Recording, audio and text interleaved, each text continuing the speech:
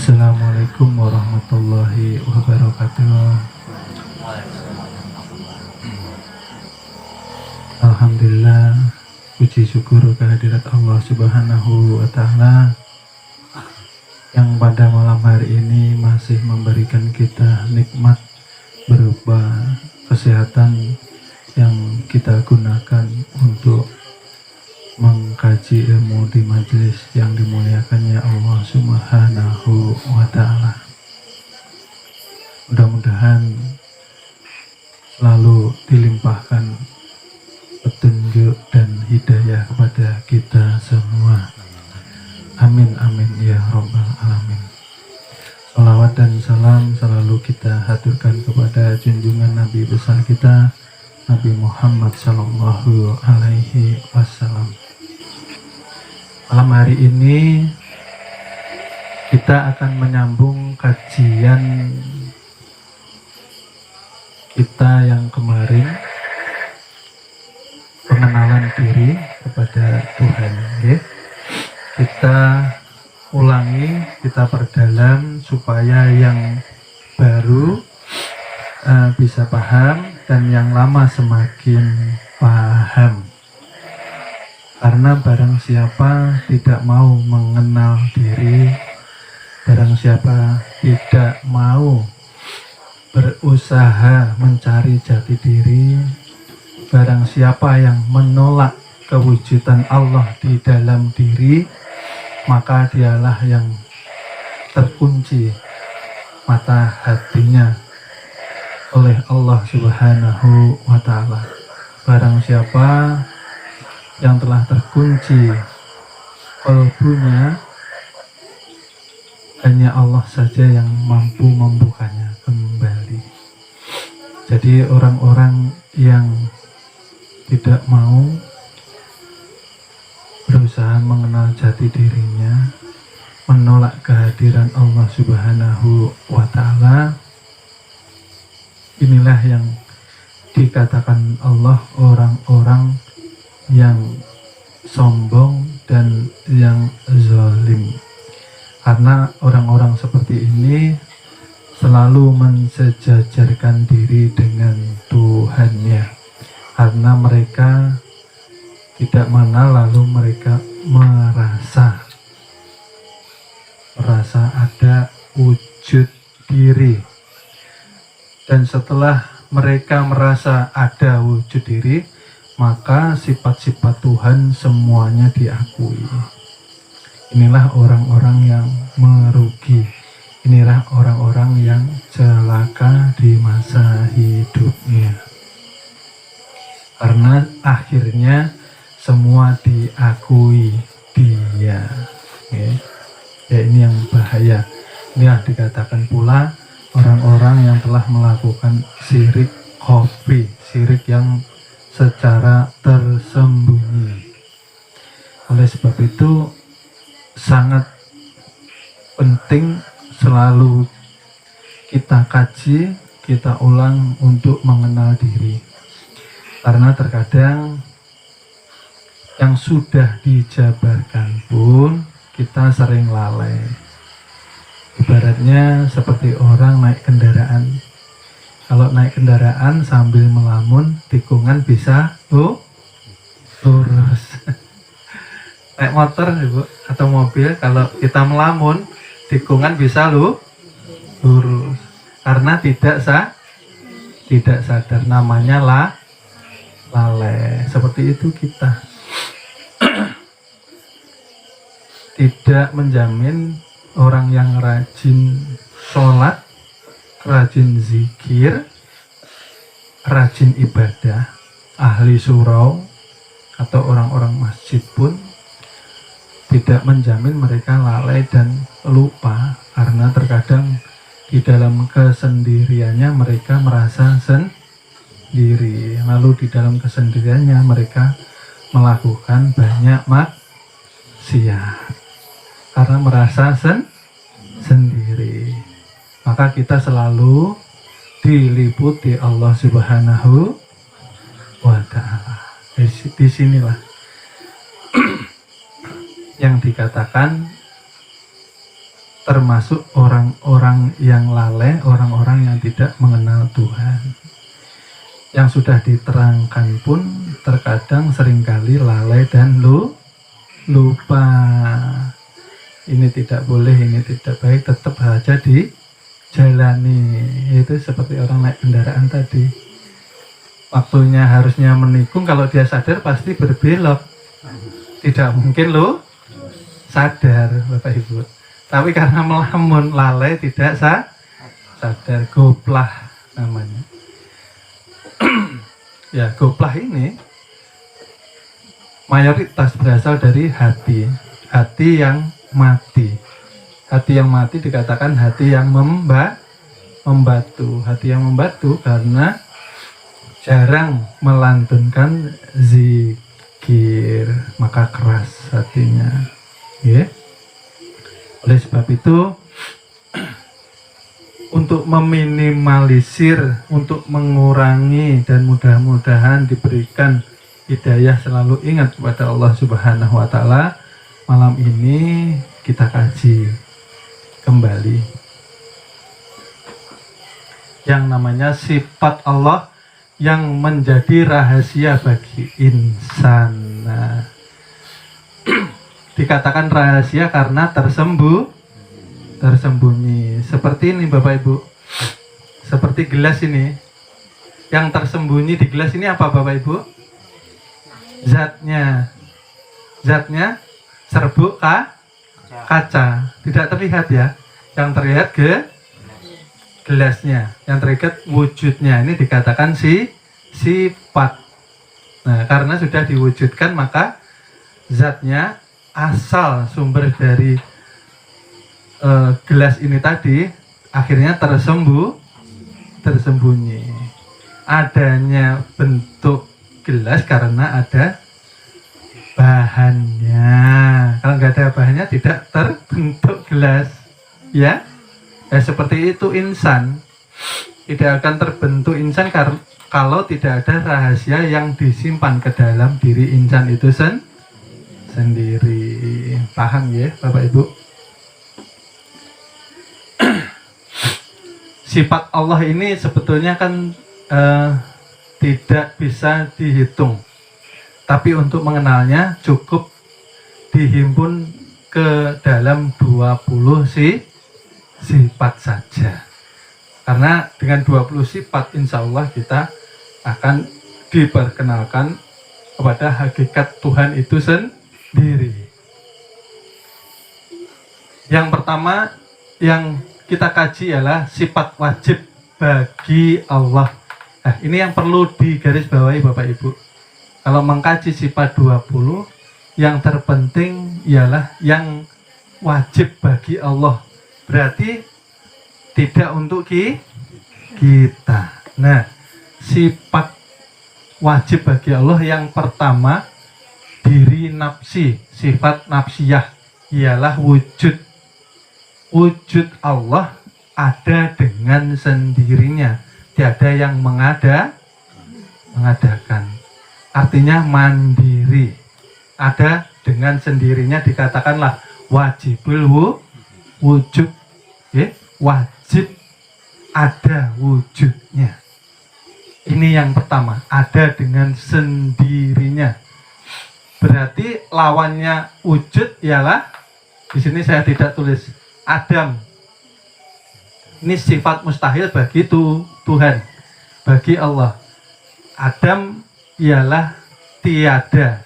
Nah, yang tiada itulah hakikatnya sifat diri kita.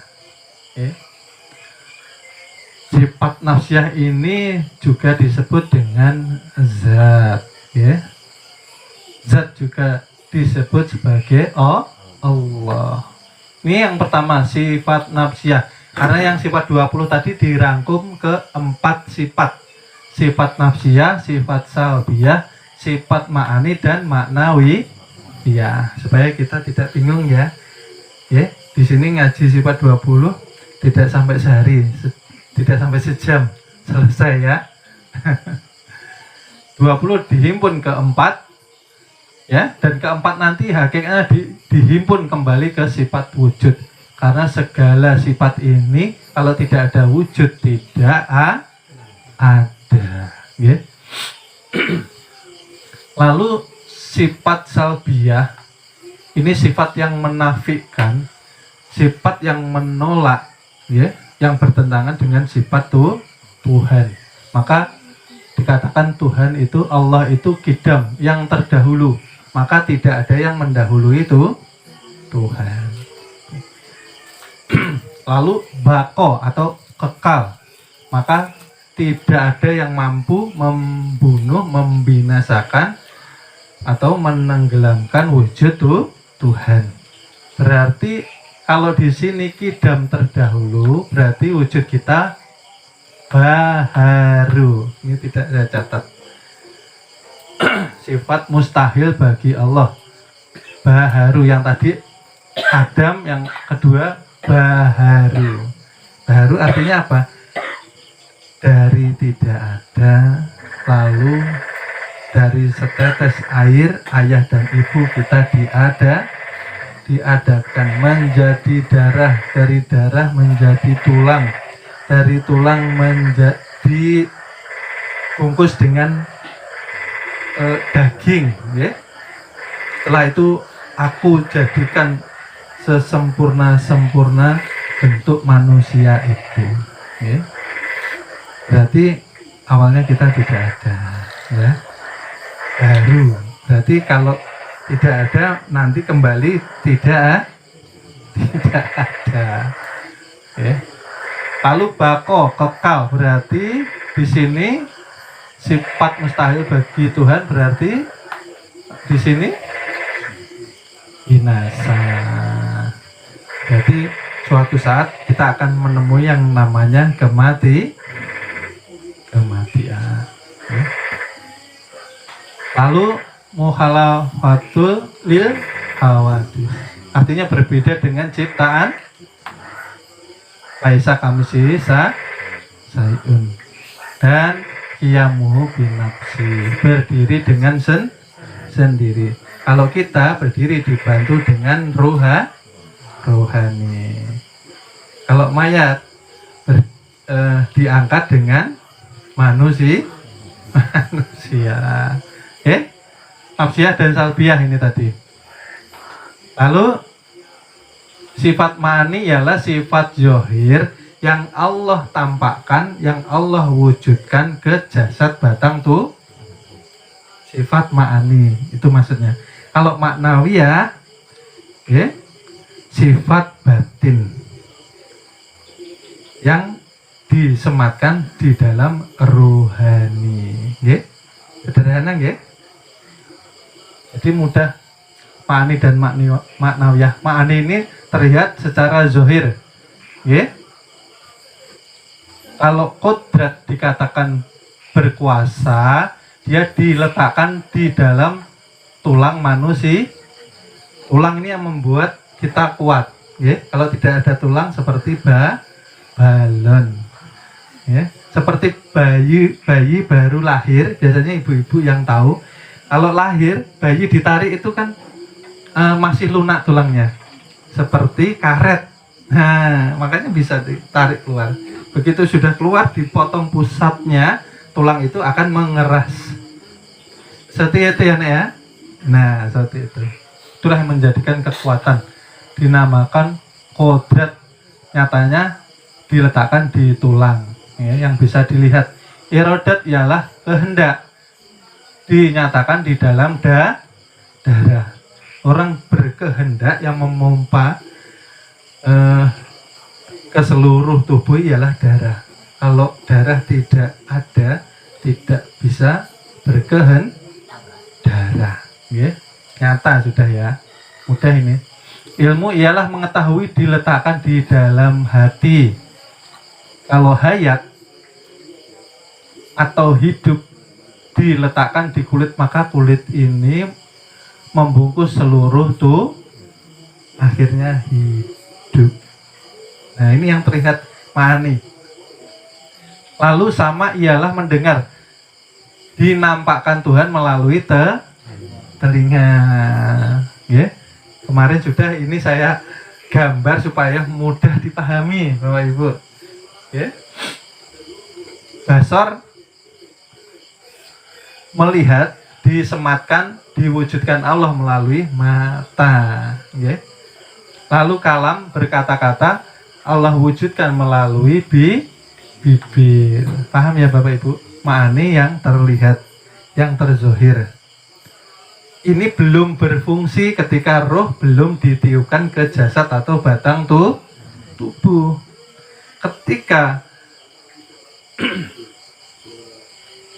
perjalanan si bayi ini tadi sampai ke umur 4 bulan, maka roh ditiupkan. Nah itulah.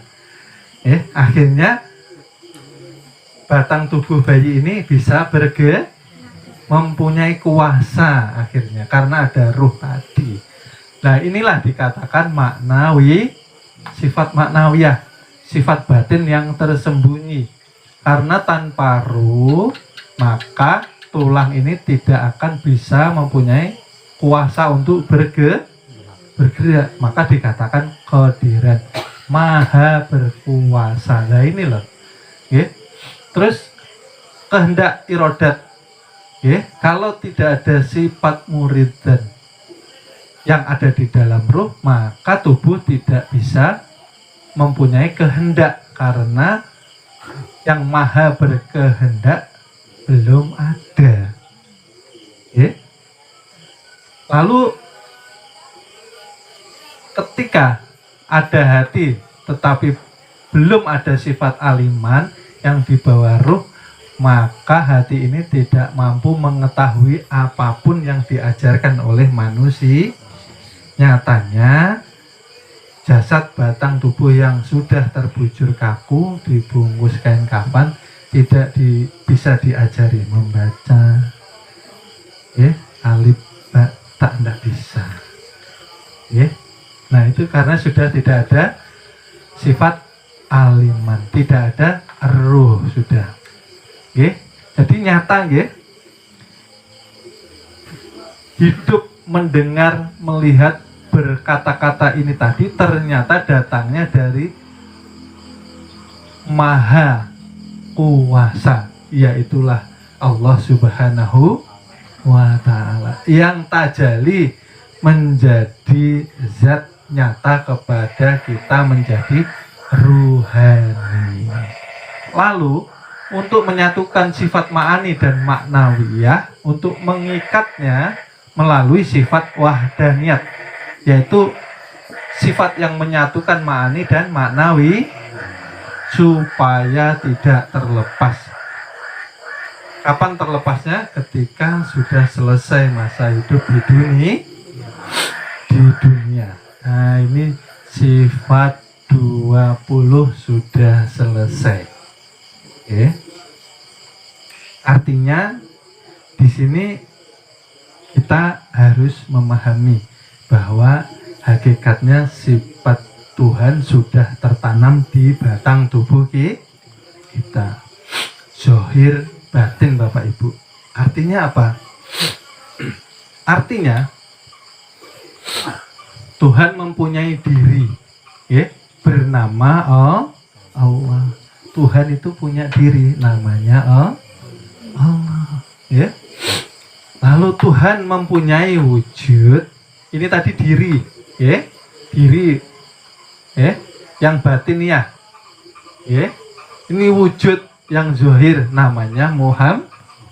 Artinya batang tubuh ini tadi mempunyai nama memha, memda, Muhammad hakiki. Lalu Muhammad itu tadi mempunyai rupa, dikatakan Adam. Adam di sifat 20 tadi artinya tiada, betul Artinya setelah tiada yang ada siapa? Allah dan Muhammad. Oleh sebab itulah Adam di dalam ilmu ialah alif dalil Allah dan Muhammad. Ini singkatan Bapak Ibu. Oke, Adam itu alif dalilnya Allah dan Muhammad dalil itu nyata. Alif siapa? Alif ya Tuhan itu sendiri. Alif ya Allah itu sendiri. Menjadi dalil nyatanya Allah dan Muhammad. Adam mempunyai rahasia.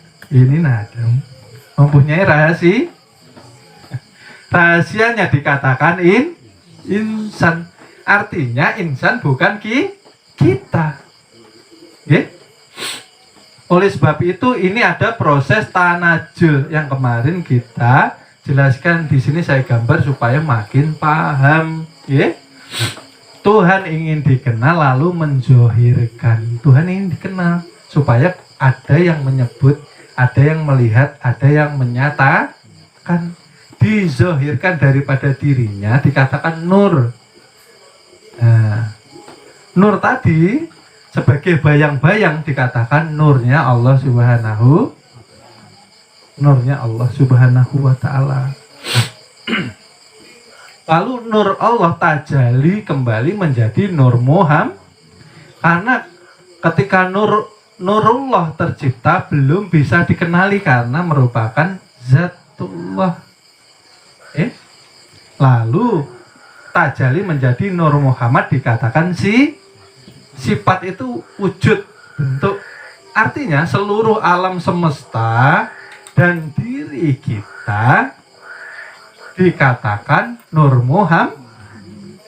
Muhammad zahirnya, batang tubuhnya dikatakan nur. Ini loh nur. Nur. Hakikatnya nur. Lalu dari nur Muhammad tercipta seluruh alam semesta, Lauh Mahfudz, surga, neraka, para malaikat yang kemarin sudah saya jabarkan. Lalu menjadi Adam, ini yang tadi saya katakan. Adam lalu nyata menjadi insan kamil mukamil. Ini tanajul dari atas ke bawah. Inilah yang dikatakan innalillahi wa inna ilaihi asalnya dari Tuhan, kembali harus menjadi Tuhan. Paham ya? Nah, kenapa? Karena asalnya dari Tuhan. Tuhan menciptakan, berarti yang diciptakan siapa? Tuhan itu sendiri. Yang menciptakan hakikatnya ialah yang diciptakan juga. Tidak ada yang lainnya.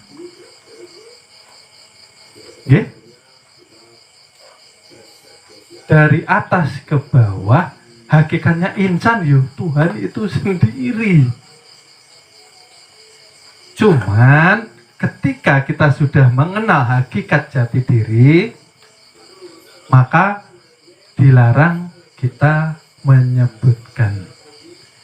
Karena ketika kita sudah mengenal rahasia Tuhan di dalam diri, maka keluh lisan kita, keluh lidah kita. Karena kalau disebut dia menjadi sifat kembali. Oleh sebab itu, ketika sudah mengenal jangan disebut. Disebut di dalam majelis supaya paham dan mengerti.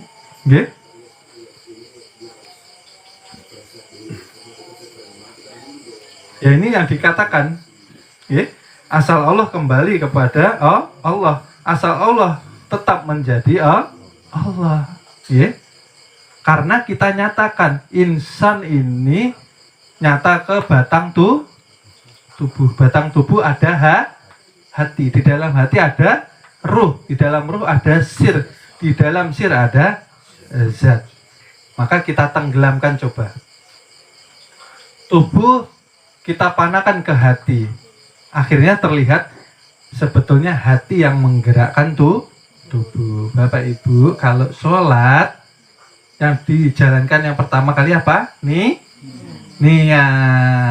Timbul niat dari hati. Setelah niat baru Nah, berarti yang menggerakkan tubuh ialah hati. Nah, hati bisa berniat karena ada ruhani. Berarti ternyata yang menggerakkan hati dan jasad nyata ruhani. Berarti ruh yang berkuasa sebetulnya. Adanya ruh memerintah hati dan tubuh, ternyata ada sir. Sir itu rahasia. Dikatakan rahasia, ada sifat Tuhan yang disimpan di dalam ruhani. Ternyata ruh pun diperintah oleh sirnya Tuhan. Sir Tuhan ternyata mampu memerintah ruh, hati, tubuh karena ada zatnya Allah Subhanahu wa ta'ala. Artinya dari tubuh, hati, ruh, sir, zat yang ada hanya Allah. La ilaha. Inilah. Oleh sebab itu, ketika sudah mengenal diri bahwa adanya kita merupakan bukti adanya wujud Allah, bukan adanya wujud diri kita. Oleh sebab itu kita dianjurkan menjauhi sifat takabur dan sombong. Walaupun kita ini dikatakan ustadz, dikatakan kiai, dikatakan ulama, dikatakan buya, dikatakan habib di masyarakat, kita tidak boleh terjebak oleh bisikan syaitan untuk menjadi sombong, lalu merasa alim, merasa suci, merasa tinggi derajatnya dibandingkan masyarakat umum. Itu bisikan syaitan. Ini yang dikhawatirkan karena tidak mengenal diri. Seluruh manusia di hadapan Allah Subhanahu wa ta'ala sama. Yang membedakan iman dan takwa. Jangan sampai kita merendahkan seorang ahli maksiat. Tidak boleh. Karena ahli maksiat ini ketika dia menangis sadar diri, Allah memberikan taubatan nasuha kepadanya, lalu dimasukkan hidayah ke dalam hatinya, dia merasa hina di hadapan Allah dan manusia, maka disitulah diangkat derajatnya. Ini loh Bu, makanya kita tidak boleh sombong. Walaupun kita ini yaitu tadi punya titel, baru jadi ustadz, nggak diundang jadi imam masjid, lalu nggak pernah ke masjid. Repot. Baru pulang dari pesantren 5 tahun lalu, kalau tidak diundang menjadi imam atau diundang ke tahlilan lalu marah, itu tidak boleh.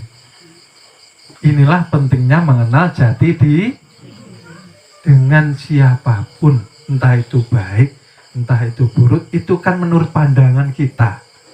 Pada hakikatnya ibu sudah mengenal kan, bapak ibu adik-adik ini tadi, siapa hakikat diri insan?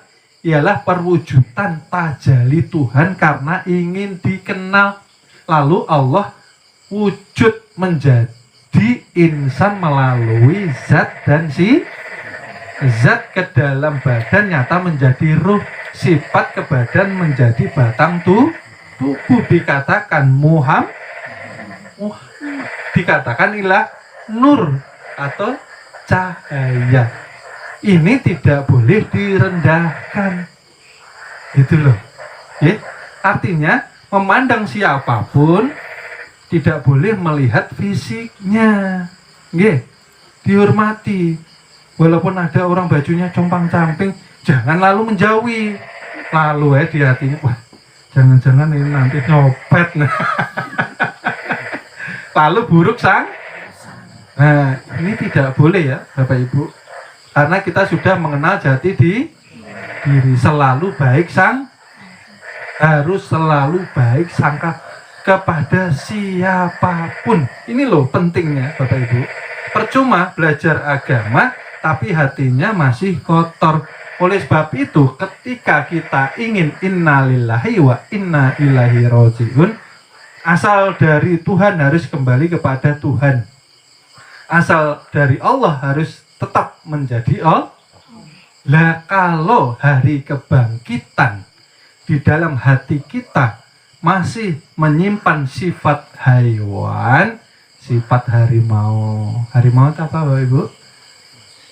Pemusingan, pemarahan, suka kelahi. Ini sifat harimau.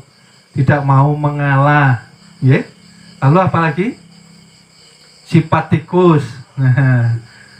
Sering korupsi. Nah, biasanya yang pakai dasi-dasi orang-orang pintar.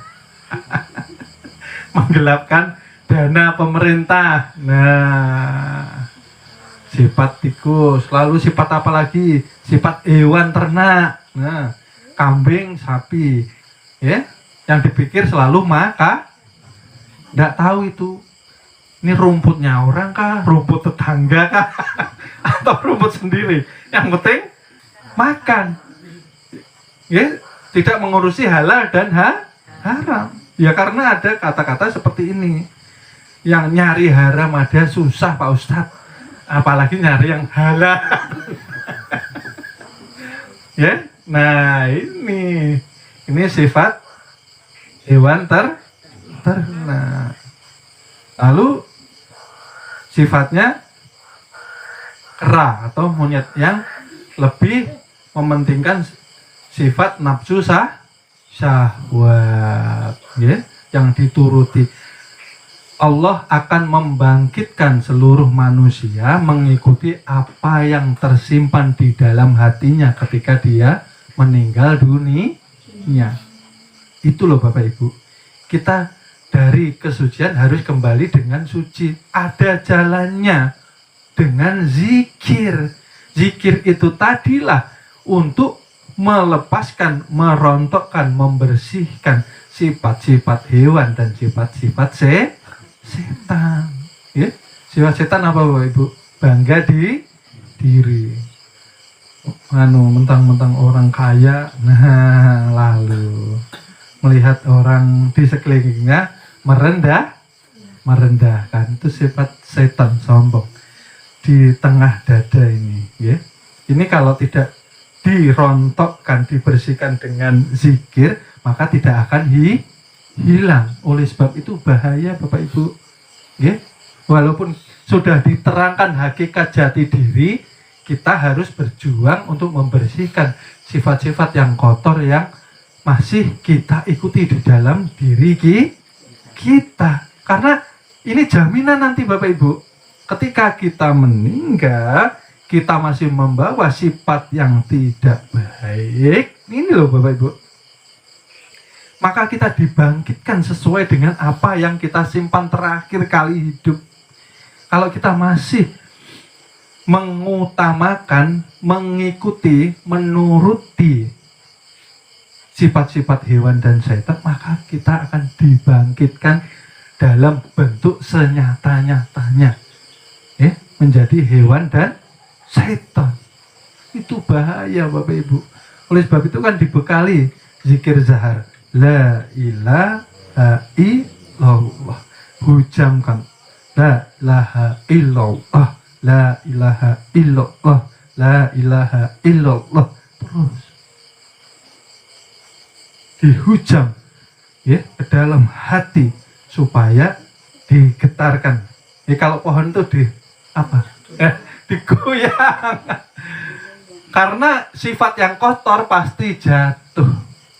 Karena kalau kita hati masih seperti batu, kita susah menangis Bapak Ibu. Ingat, dosa tidak pernah menangis. Kadang sekarang malah bangga. Pernah melakukan dosa bangga. Saya dulu pernah begini.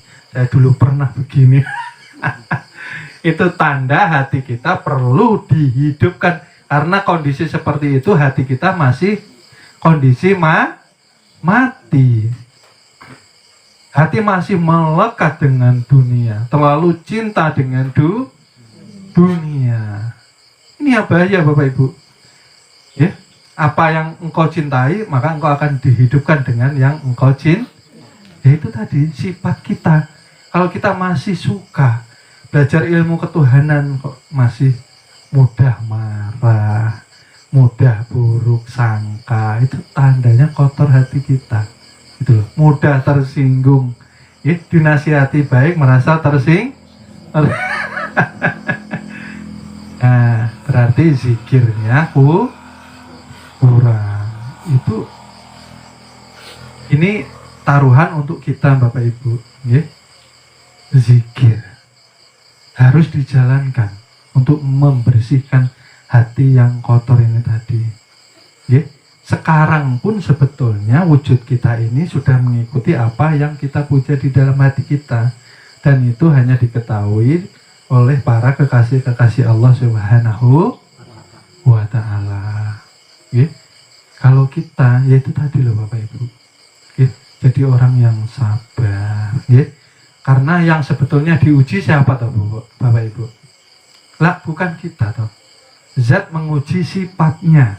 Lah kita merasa berat, merasa tersiksa, merasa terzolimi, merasa tersakiti, merasa tanggungan banyak. Karena merasa, artinya merasa ada di diri. Nah ini masih dua, berarti ada kita, ada tuh. Makanya tengah malam kalau doa sampai nangis-nangis, ya Allah tolong hamba nih ya Allah. Bapak Ibu paham enggak? Yang berdoa ini siapa sebetulnya? Bisanya tubuh, bisanya mulut berdoa karena hati yang menggerak. Hati merasa tersakiti, terzolimi, ya, merasa hati ini sakit umpamanya, ya. Lalu berdoa, tubuh menjalankan doa itu. Lah hati bisa berdoa karena tuntunan siapa? Ruh. Nggak mungkin nggak ada ruh bisa berdoa, karena nggak ada hati juga, ya.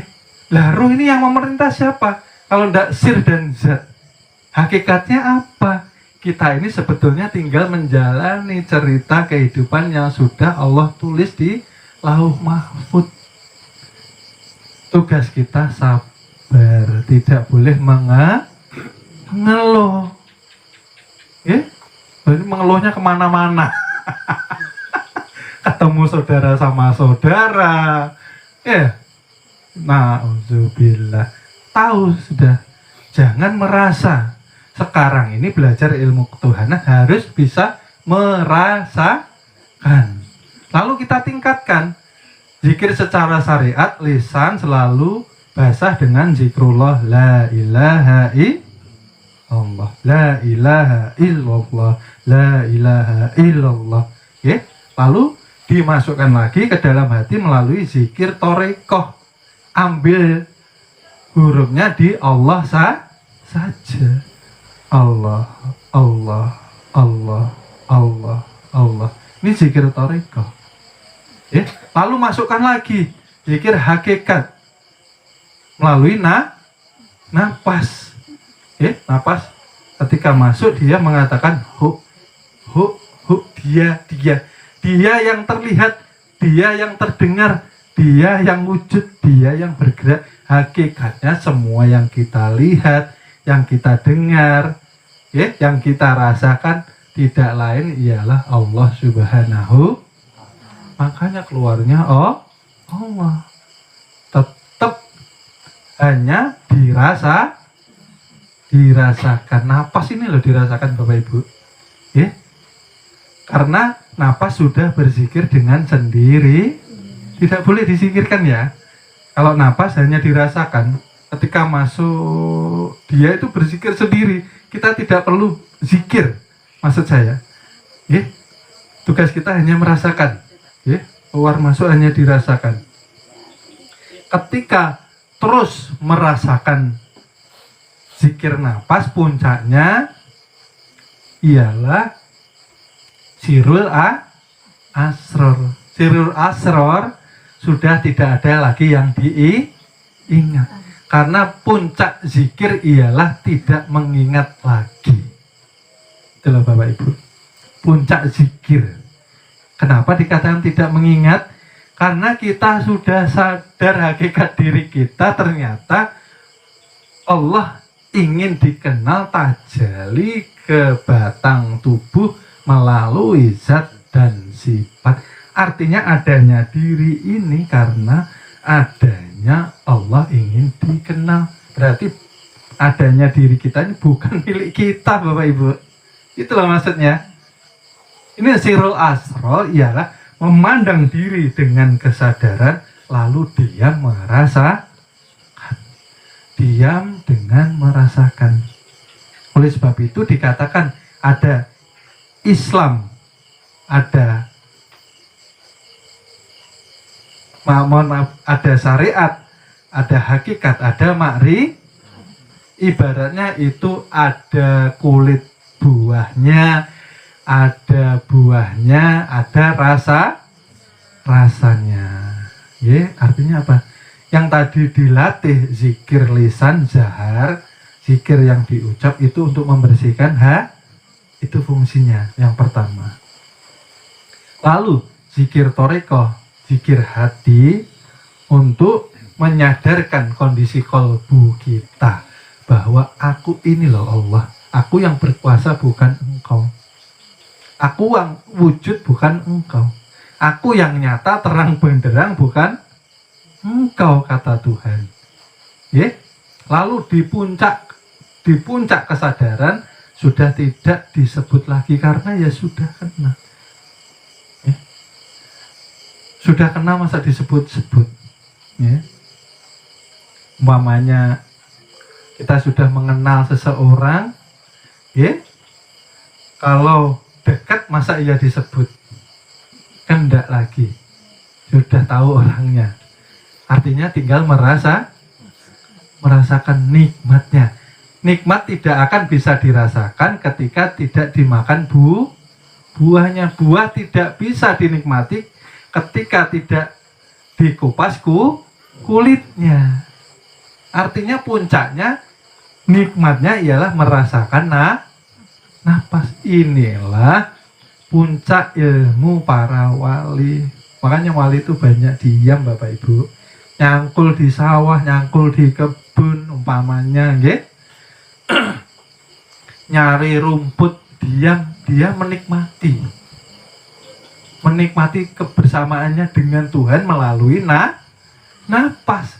Napas itu wasilah, napas itu jalan menuju kepada karena napas itu bukankah tajalinya ruh. Nyatanya ruh dikatakan nyatanya ruh ialah zat itu zat tidak terpisah dengan yang mempunyai zat. Oleh sebab itu Bapak Ibu, ya, kalau kita ada masalah, sebetulnya kalau orang makrifat berdoa itu lama-kelamaan. Ya? Kenapa? Karena yang menjalani hidup itu bukankah Tuhan itu sendiri sebetulnya. Ini bukan dilarang berdoa loh ya. Kalau di syariat kan wajib berdoa. Berdoalah maka akan aku ya secara syariat. Betul, tidak boleh disalahkan. Tetapi kita yang sudah makrifat terlalu lama. Kalau berdoa berarti ada hamba, ada Tuhan. Masih ada dua pengakuan di dalam satu wujud. Berarti masih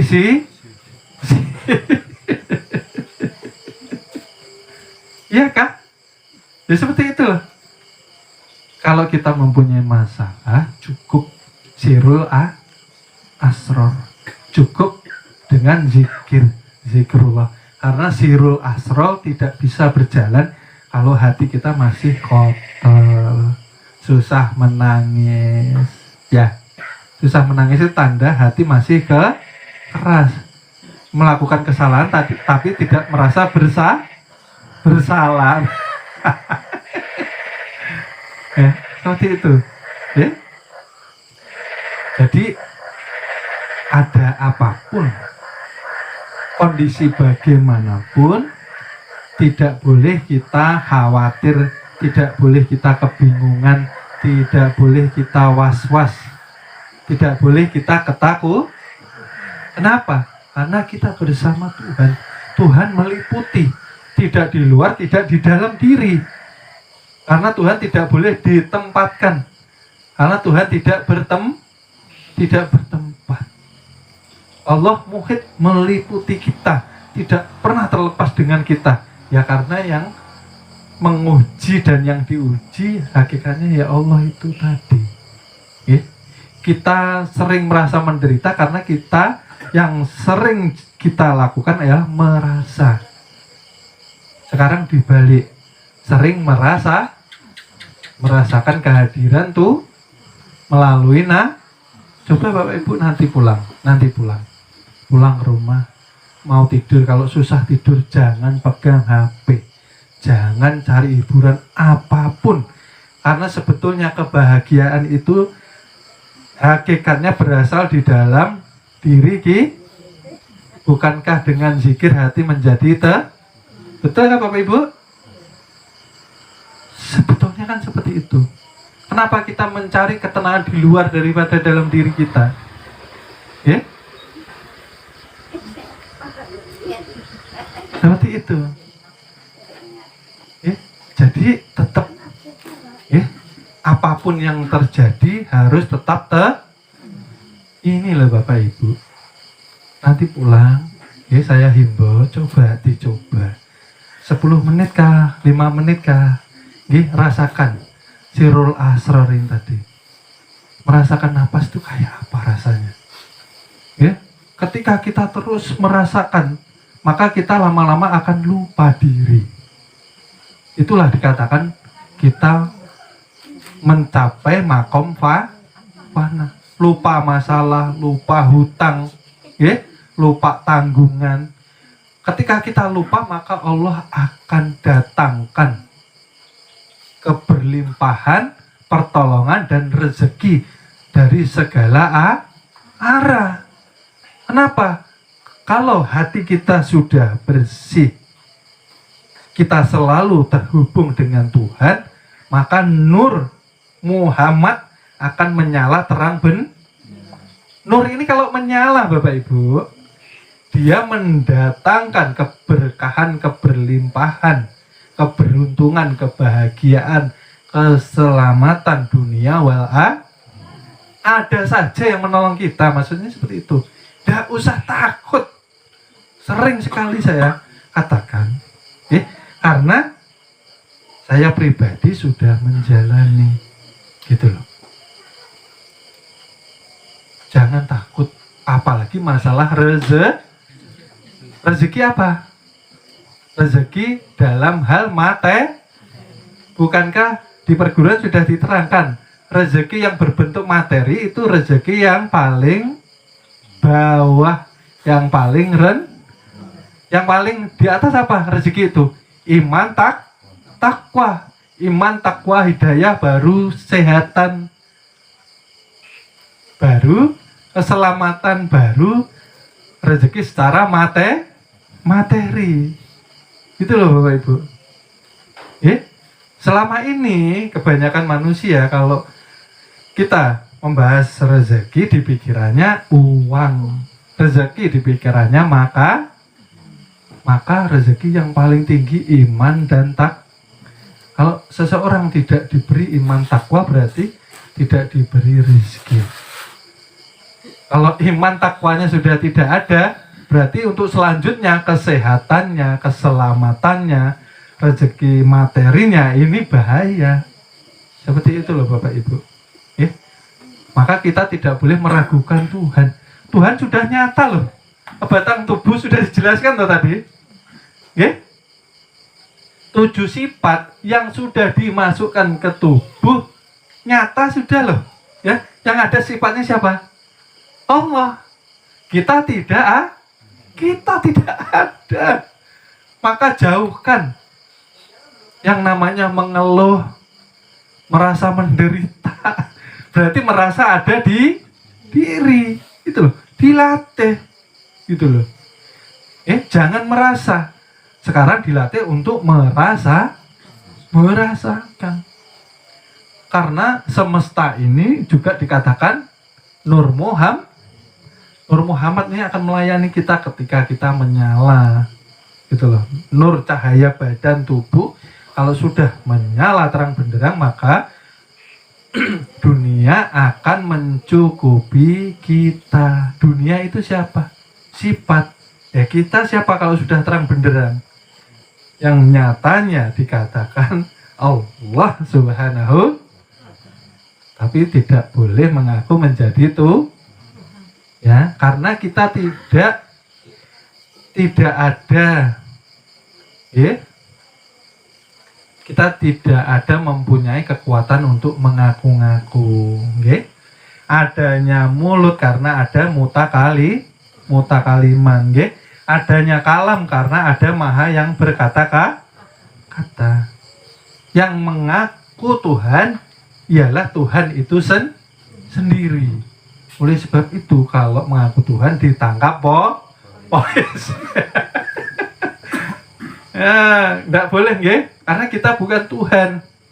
Tapi kita bagian daripada tajalli Tuhan itu jangan disebut Bapak Ibu. Yang penting sudah tahu, sudah paham, ini rahasia, harus disembunyikan, kewajiban kita. Loh, itu tadi loh. Amanahnya apa? Supaya kembali bersih dan suci, harus membersihkan berarti harus rajin zikir.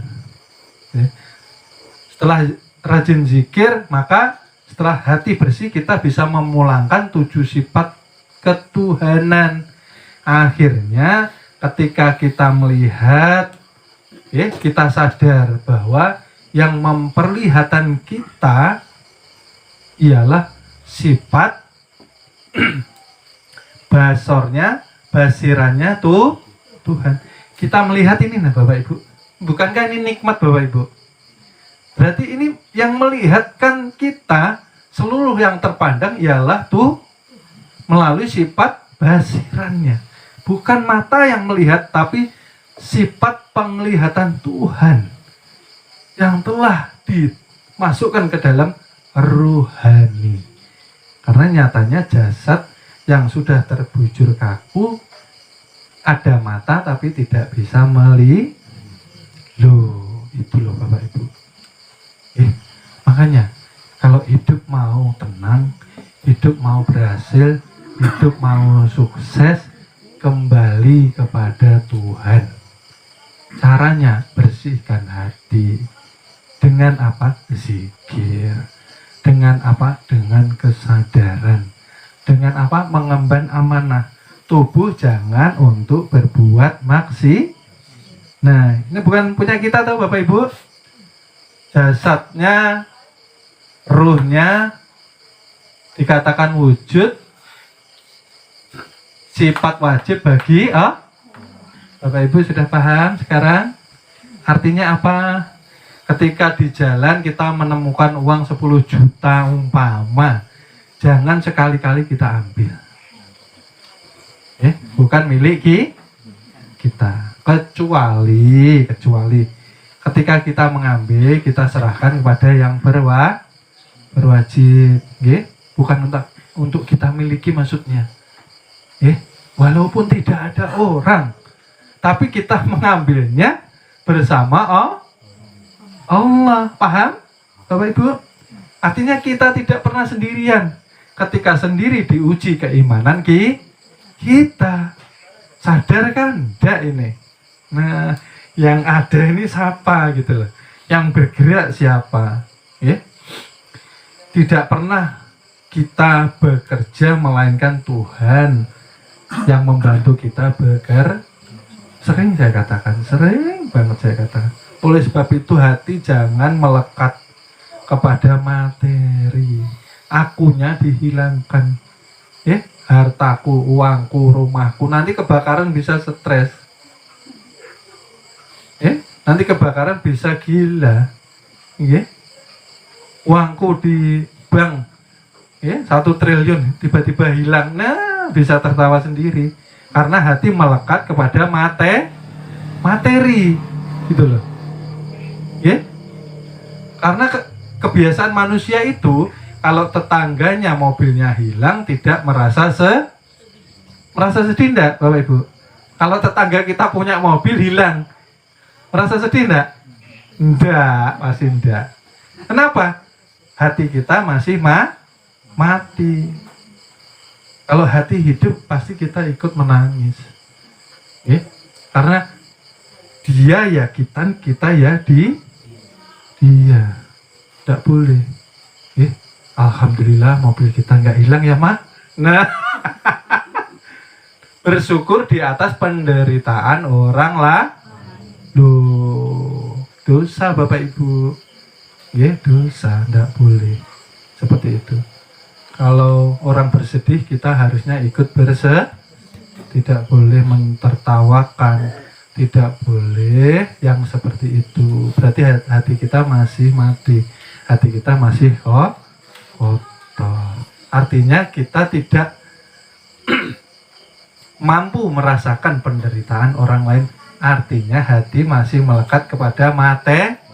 Coba kalau mobil kita yang hilang, kantor polisi, paranormal. Bisa mengikhlaskan Bapak Ibu, umpama ya. Nah kan nggak ada yang dibawa. Nah itulah itulah sebabnya ya kita himbau setelah sudah kita terangkan sifat Allah yang menjadi rahasia bagi insan, ternyata insan bukan kita. Ternyata insan itu ialah Tuhan itu sendiri yang tajali melalui zat dan artinya kita kan berarti ini tidak ada nih. Artinya yang ada ini dititipkan kepada kita untuk diemban amanahnya. Yuk yang hati-hati ya. Tata bicara, adab budi pekerti dijaga ya. Sering saya katakan, hati jangan ada kekotoran, jangan ada saling permusuhan, jangan ada saling membenci. Masih berani kah membenci? Insan nih, orang kalau sudah kenal rahasia insan tidak berani membenci Bapak Ibu ya. Wali yang mengetahui hakikatnya hewan saja tidak berani mereka merendahkan hewan itu sendiri. Ya, contohnya anjing.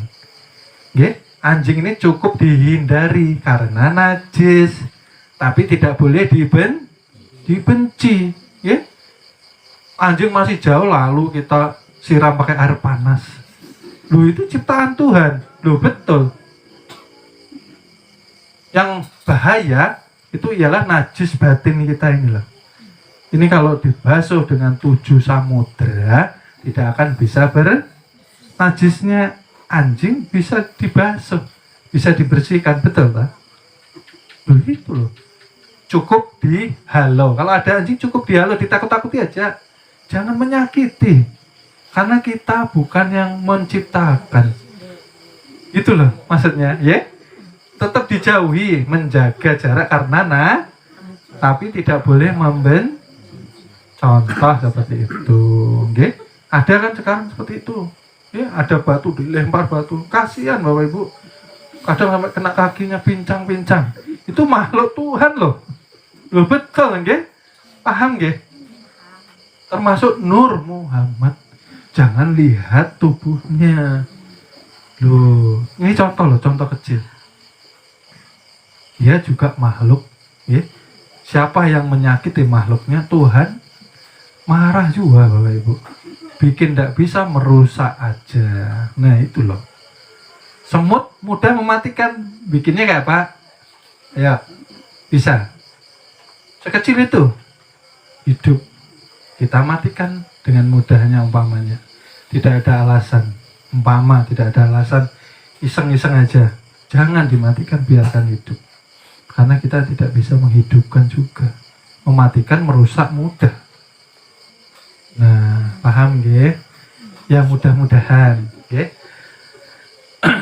setelah kembali kita mengenali jati diri, mudah-mudahan kita bisa mengemban amanah, bisa membersihkan hati, dan mudah-mudahan kita bisa dan mampu bertaubatan nasuha. Mudah-mudahan diterima tobat kita, diampuni dosa-dosa kita, diberi limpahan hidayah dan tuntunan kepada Allah Subhanahu wa Ta'ala. Amin amin ya Rabbal alamin. Terima kasih, kami cukupkan sekian. Mohon maaf, mohon ampun banyak salah, banyak khilaf, karena masih fakir ilmu atau masih bodoh sekali. Karena kesempurnaan, kealiman hanya dari Allah Subhanahu wa Ta'ala. Mohon ampun, mohon ridhonya dunia akhirat. Terima kasih. Wassalamualaikum warahmatullahi wabarakatuh.